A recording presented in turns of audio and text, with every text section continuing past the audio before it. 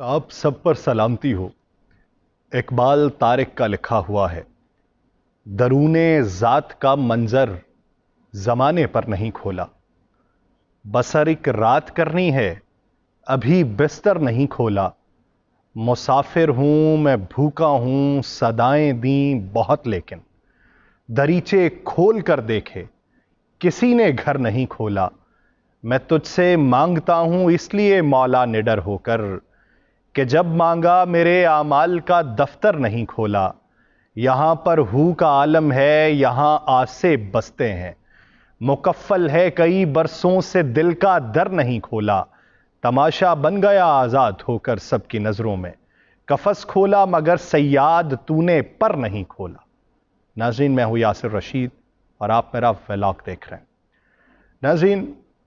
سانو لاہور والے ایئرپورٹ تے بلا کے تے آپ ماہی مکر گئے۔ ورک شاپ کا ایک مکینک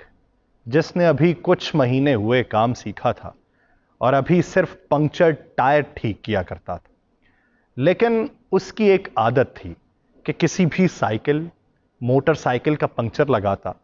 تو اس کے مالک سے سواری کی چابی مانگتا کہ ایک چکر لگا کر آؤں کہ ٹھیک بھی ہے کہ نہیں۔ لوگ نہ چاہتے ہوئے بھی اسے چابی دیتے اور چکر لگانے دیتے۔ ایک دن ایسے ہی کسی صاحب کی بائک لے گیا اور آگے دیوار میں ٹکر ہونے سے بائک بھی توڑوا بیٹھا اور اپنی ٹانگیں بھی، اور ہنستے ہوئے کہنے لگا کہ میں تو چلاتا ہی ایسے ہوں۔ ایسے ہی حکومت چیک کرنے کے چکر میں پاکستان ڈیموکریٹک موومنٹ نے معیشت کا بیڑا غرق کروا دیا اور کہتے ہیں کہ ہم حکومت چلاتے ہی ایسے ہیں، ہم ایسے ہی ریاست کو بچاتے ہیں اور ایسے ہی اپنی سیاست کو گڑواتے ہیں۔ لیکن اس سب کے باوجود وہ ابھی بھی تمام باتیں اپنے دل میں رکھے ہوئے ہیں کہ ہم معیشت کو بہتر کر سکتے ہیں۔ کل سے لے کے اب تک جو واویلا زیادہ مچایا جانے لگا ہے اور یہ پاکستان مسلم لیگ نون کے اوپر زیادہ تنقید ہو رہی ہے کہ یہ برسر اقتدار آنے والے ہیں، ان کا کوئی منظرنامہ وضع ہو چکا ہے،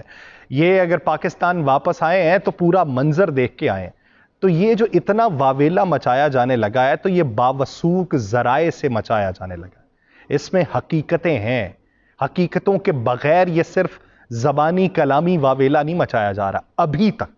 جو ابھی کا منظرنامہ ہے اس تک تمام لوگوں کے اوپر حقیقت آیا ہے کہ اگلی حکومت جو ہے وہ پاکستان مسلم لیگ نون بنائے گی، لیکن مخلوط حکومت بنے گی۔ اسی تناظر میں پاکستان پیپلز پارٹی کے رہنما عبد القادر پٹیل کہتے ہیں کہ انتخابات کا تکلف کیوں، ایک آرڈیننس کے ذریعے اون چودھری کو وزیر اعلیٰ پنجاب اور میاں نواز شریف کو وزیر اعظم بنا دیں۔ یہ جو باتیں کی جا رہی ہیں یہ ازرہ تفنن نہیں کی جا رہی، یہ صرف تنزن نہیں کی جا رہی، بلکہ حقیقت میں یہ تمام تر باتیں کی جا رہی ہیں۔ اسی تناظر میں فواد حسین چودھری صاحب جو ہیں وہ ایک بڑی اپیل کرتے ہیں، تو اس اپیل کی وجوہات کیا ہیں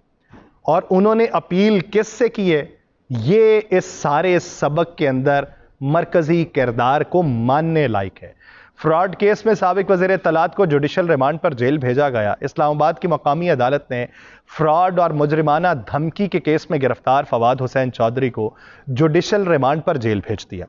فواد حسین چودھری نے کہا کہ میاں نواز شریف سیاسی درجہ حرارت کم کرنے میں کردار ادا کریں۔ ان کی طرف سے یہ نہیں کہا گیا کہ آصف علی زرداری صاحب کریں، ان کی طرف سے یہ نہیں کہا گیا کہ مولانا فضل الرحمان کریں، ان کی طرف سے یہ نہیں کہا گیا کہ ایم کیو ایم کرے۔ وہ میاں نواز شریف کے بارے میں یہ بات کر رہے ہیں، اور میاں نواز شریف کے بارے میں بات کیوں کی جا رہی ہے یہ میں اس کی بنیادی وجوہات بتاؤں گا کہ اتھینٹک سورس سے خبر ملنے کے بعد وہ ساری خبروں کا محور کیوں بن چکے ہیں۔ دوران سماعت فواد چودھری کی درخواست پہ انہیں وکلاء سے مشاورت کرنے کا وقت بھی دیا گیا۔ فواد چودھری کے وکیل قمر عنایت راجہ نے فواد چودھری کو لگائی گئی ہتھ کڑی کھلوانے کی استدعا کی، جس پر عدالت نے فواد چودھری کے ایک ہاتھ کی ہتھ کڑی کھولنے کا حکم دے دیا۔ وکلاء سے مشاورت کے بعد فواد چودھری روسٹم پر آئے، موقف اپنایا کہ میری تیسری پیشی ہے اور مدعی مقدمہ سامنے نہیں آیا، اگر اسے ڈرایا گیا ہے تو میرے ساتھ پولیس گارڈز ہوں گے، ان سے میرا کوئی تعلق نہیں ہے، گرفتار کرنا ہے تو کر لیں، رقم برآمد کرنی ہے تو 5-7 ہزار روپے لے لیں۔ فواد چودھری نے جوڈیشل مجسٹریٹ کے گزشتہ حکم نامے کی تعریف کرتے ہوئے کہا کہ عدالت کا حکم نامہ پڑھا تھا، اچھا تھا، کیس عدالت کے سامنے ہے اور عدالت اس کا بغور جائزہ لے چکی ہے۔ عدالت نے فواد حسین چودھری کے ریمانڈ سے متعلق فیصلہ محفوظ کر لیا، جو بعد میں سناتے ہوئے فواد حسین چودھری کو جوڈیشل ریمانڈ پر جیل بھیج دیا گیا۔ پیشی کے موقع پہ کمرہ عدالت میں صحافیوں سے انہوں نے غیر رسمی گفتگو کی ہے۔ فواد حسین چودھری نے صحافیوں سے کی گئی غیر رسمی گفتگو میں یہ کہا کہ اس طرح کے الیکشن میں نواز شریف جیت بھی گئے تو کون مانے گا؟ یعنی نواز شریف کے بارے میں امکانات ہیں کہ وہ جیت سکتے ہیں۔ انہوں نے یہ کہا کہ 50 سالہ سیاست کے بعد بھی نواز شریف اس انداز سے وزیر اعظم بن بھی گئے تو کیسے وزیر اعظم ہوں گے؟ سیاسی جماعتوں کے درمیان ڈائیلاگ کی ضرورت ہے۔ فواد چودھری کا کہنا تھا کہ نواز شریف سیاسی درجہ حرارت کم کرنے میں کردار ادا کریں۔ ایوب خان کا دور معاشی لحاظ سے تو اچھا تھا، لیکن 1965 کا ایک الیکشن ان کے گلے کا توق بنا رہا۔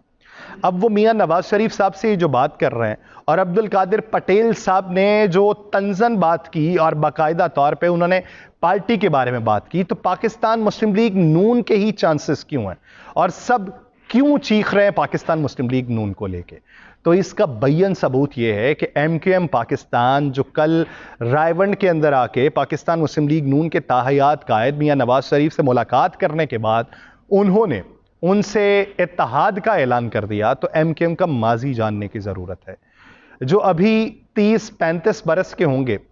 انہیں بھی اس کا بخوبی اندازہ ہوگا، اور جو اس سے کم عمر کے ہیں تو ان کے لیے بتانے کی ضرورت ہے، کیونکہ جو اس سے بڑے ہیں وہ ہم سے بہت بہتر جانتے ہیں۔ جو ان سے کم عمر ہیں تو ان کو یہ بتانا ہے کہ مشرف دور کے اندر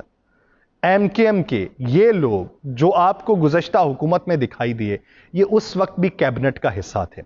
مشرف دور کے بعد پاکستان پیپلز پارٹی کا دور آیا۔ ابھی یہ پاکستان پیپلز پارٹی کو جتنی باتیں کر رہے ہیں، یہ کہتے ہیں کہ سندھ کا حصہ نہیں دیا، یہ کہتے ہیں کہ یہ سندھ کے وڈیرے سسٹم کو پروموٹ کرتے ہیں، یہ کہتے ہیں کہ انہوں نے لسانی بنیادوں کے اوپر تعصب پیدا کرنے کی کوشش کی۔ یہ اسی پاکستان پیپلز پارٹی کی کیبنٹ کا حصہ بھی تھے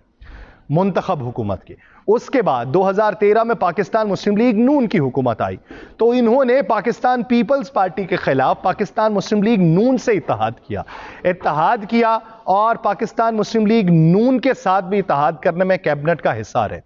اس کے بعد 2018 میں پاکستان تحریک انصاف کی حکومت آتی ہے تو یہ ان سے الگ ہو کے پاکستان تحریک انصاف کی طرف رجوع کر لیتے ہیں۔ پاکستان تحریک انصاف بھی منتخب حکومت رہی، پاکستان پیپلز پارٹی بھی رہی، پاکستان مسلم لیگ نون بھی رہی، مشرف دور بھی رہا۔ تو یہ تمام تر ایم کیو ایم کے لوگ یہ تمام کابینہ کے حصے رہے ہیں۔ اسی وجہ سے اب آ کے یہ پاکستان مسلم لیگ نون کا اگر حصہ بن رہے ہیں تو وہ جو ایک عام تاثر ہے کہ ایم کیو ایم اپنی مرضی سے کہیں نہیں جائے گی، ایم کیو ایم زمینی حقائق کو دیکھتے ہوئے کہیں نہیں جائے گی، M Q M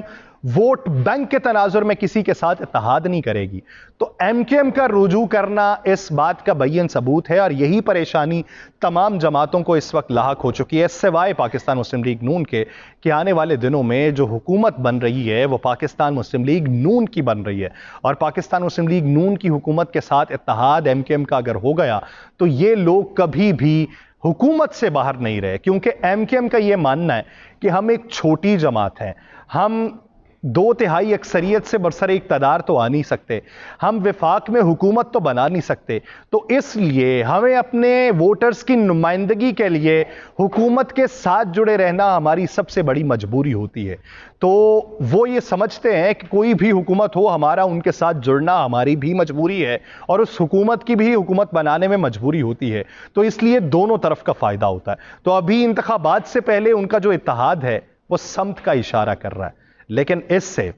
Fawad Chaudhry صاحب والی وہی بات کہ کتنے لوگ میاں نواز شریف صاحب کو وزیر اعظم بنیں گے،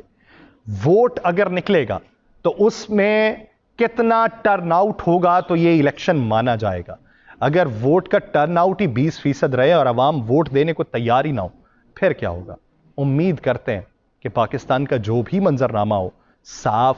شفاف ہو اور عوام کی منشا کے مطابق ہو، تبھی کچھ بہتری کے امکان روشن ہو سکتے ہیں۔ مجھے دیجیے اجازت، اللہ نگہبان۔